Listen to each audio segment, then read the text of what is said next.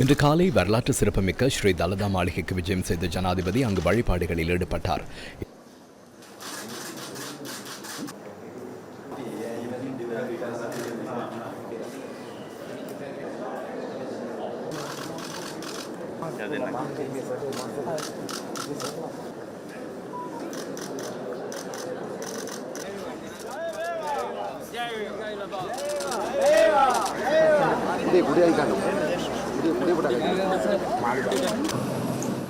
இதனை அடுத்து மல்வத்து பீடத்துக்கு சென்ற ஜனாதிபதி ரணில் விக்ரமசிங்க திபெத்வாவை ஸ்ரீ சுமங்கல தேரரிடம் ஆசி பெற்றார்.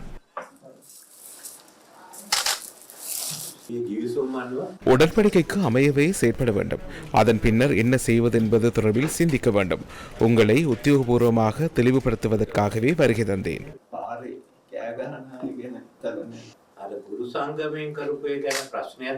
ஆசிரியர் சங்கம் செய்தமை தொடர்பில் பிரச்சனை இருக்கின்றது.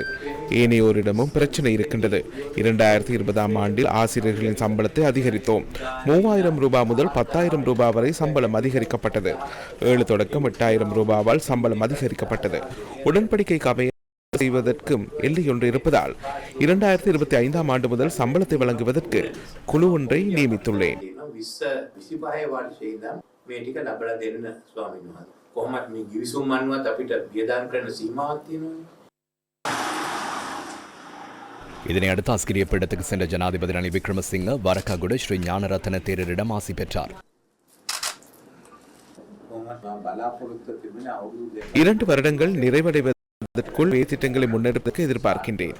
வெற்றிகரமாக முன்னெடுத்துள்ளோம். நாம் வங்குரோத்து நிலையில் இருந்தோம். வெளிநாடுகளும் எமக்கு உதவி செய்தன. ஆசியாவில் பிரதானமாக இந்தியா உதவி செய்தது. இங்கிருந்து முன்னோக்கி செல்வதற்கான தேவை தற்போது இருக்கின்றது. பொருளாதாரத்தை சீரான வேகத்தில் முன்னெடுக்கவில்லையாயின் அடுத்த 15 வருடங்களில் மீண்டும் வங்குரோத்து நிலைக்கு செல்ல நேரிடும். அதிலிருந்து மீள முடியாது. அதற்காகவே நான் பொருளாதார மறுசீரமைப்பு சட்டமூலத்தை கொண்டு வந்துள்ளேன். ஏற்றுமதி பொருளாதாரத்தை நோக்கி நகர வேண்டும். இலங்கையின் பொருளாதார மற்றும் நிதி முன்னேற்றம் தொடர்பில் மகாநாயக்க தேரர்களை தெளிவுபடுத்திய ஜனாதிபதி கண்டி நகர அபிவிருத்தி திட்டத்தையும் கையளித்ததாக ஜனாதிபதி ஊடகப் பிரிவு விடுத்துள்ள அறிக்கையில் தெரிவிக்கப்பட்டுள்ளது.